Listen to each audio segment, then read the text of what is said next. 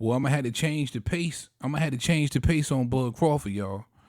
Yeah. I'm gonna have to switch gears a little bit now. Y'all know I've been singing Bud praises from the rooftops.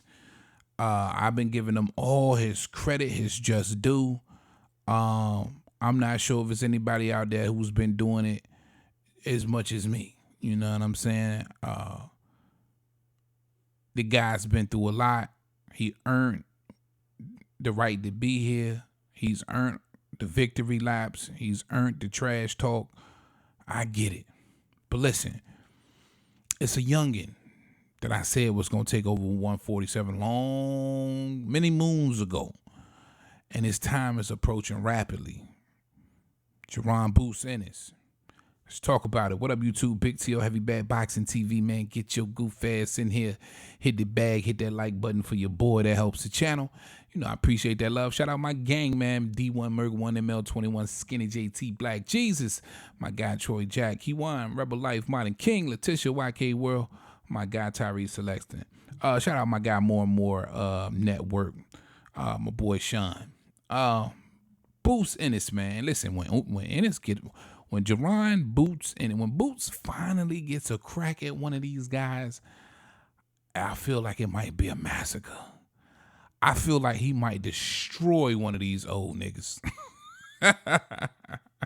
Hey, listen, Father Time gonna tell on you every time, especially when you coming up against somebody as young and as talented as Boots Ennis.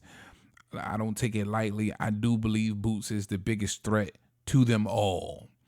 And it sucks that the division is so stagnant right now, man. You can't get the Keith Thurman fight, which would be a huge fight for Jaron Boots Ennis. It's him beating somebody like a Keith Thurman who it just seems like is refusing. He for some reason he think he's still the $10 million man. Like he's supposed to get $10 million for a fight.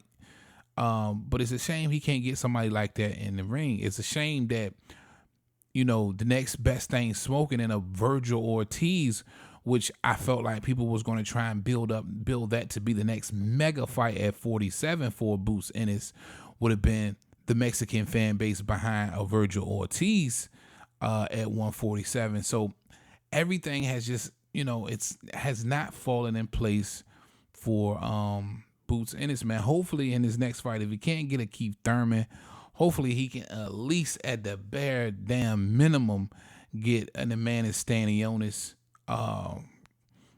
because he needs a scalp. People are going to continue to criticize him. His fan base is not going to grow as fast if he can't get in there with a scalp. Somebody that these people know. You know what I'm saying? That's just the way it works. But what troubles me is a quote that I got from Steven Nelson where he says, Boots is a young, talented kid. Quote, Boots is a young, talented kid, but he doesn't have the experience and the following to talk on Bud's level. Steven Nelson, end quote. And it's shit like that continuously reminds me of when Bud wasn't getting the nods, when nobody was trying to fight Bud. Like, y'all keep this in mind now, because for a lot of y'all, Bud was off y'all's fucking radar forever. You don't even remember the dreadlock Bud. Y'all don't remember the dreadlock Bud, man. Y'all don't remember the Bud that, you know, went undisputed. Like when he went undisputed at 140, it flew under the radar. A lot of cats didn't know about that. They weren't paying attention. You know what I mean? The Bud just that much. He never fought none of those guys on pay-per-view. He wasn't never no household name. And a lot of these guys wasn't trying to give Bud the time of day. That's just facts. So to get in this position and to see some of these cats coming behind him like a Boots Ennis, man, you know what I'm saying? Like, come on, man. You know, especially if you ain't getting the fights that you want to get. You know what I mean? Don't forget. And that's why I say I got to change the pace on Bud a little bit. Switch gears. You can't forget you used to be that guy. You know what I'm saying? Granted, you had your world title opportunities, and he can't even get that right now because y'all holding shit up. You know what I'm saying? He at least deserves that. And listen, the purpose of the ranking systems, bro.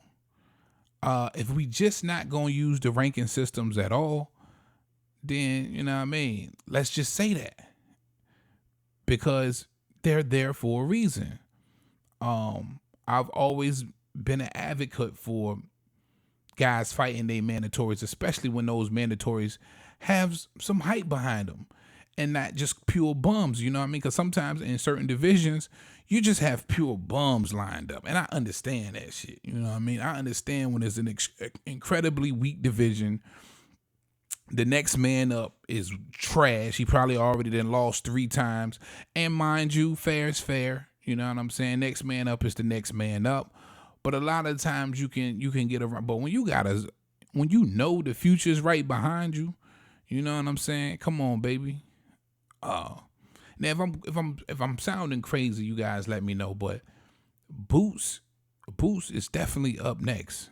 And I hate to see, you know, him get avoided and miss out. And if he moves to 54, he's starting from the bottom again. Anyway, they're gonna be reluctant to fight Boots, even at 54. And again, like I always say, you work your ass off in a division to try and position yourself. Like right now, he is the IBF mandatory. He's the mandatory for that belt. You know, if you're not gonna fight him, you're gonna get stripped. So if you're planning on holding on to the IBF, you might as well get it over with anyway. You know what I mean? I don't think much is gonna change for Boots between now and that fight is mandated for the IBF belt holder, which is Bud Crawford. Not sure how long he's planning on holding on to all the scraps, but nothing about his status, I believe, is going to change much within the next year. You know what I'm saying? Especially if he can't get these guys in a ring. If he's not going to be able to get he's definitely not getting a Spence in the ring or a Keith Thurman or a Stanionis. And even with a Stanionis fight, which will probably be the biggest notable name outside of a Keith Thurman at 47 now, it's not saying much. People are still going to say the same thing. I thought Roy Manvilla was a big fight, even though people didn't know who the hell Roy Manvilla was. But if you're a hardcore fan and you paid attention, you thought that could potentially be a tough fight for Boots Ennis. And he made it look easy. Man, I feel bad for Boots, man. I truly believe once he do get a crack at one of these old niggas, it's a wrap. Listen, love Bud, respect for him, respect for Keith, respect for Earl, respect for them all. But Father Time unbeaten and Boots got the goods. I truly believe Boots has the goods, and he's gonna work one of these old niggas out. I'm telling you, he's gonna work one of these old niggas out. Once he get his hands on one of these old niggas, he gonna let it all out. But you guys let me know what you think in the comment section, man. Boots and it's stagnant, held up right now. He's ranked. He's a mandatory. What can he do? You guys let me know what the hell should Boots do in his position right now. That's all I got for y'all on this one, man. Big T.O. Heavy Bag. Talk to him, Roger. Most motherfuckers don't know shit about boxing.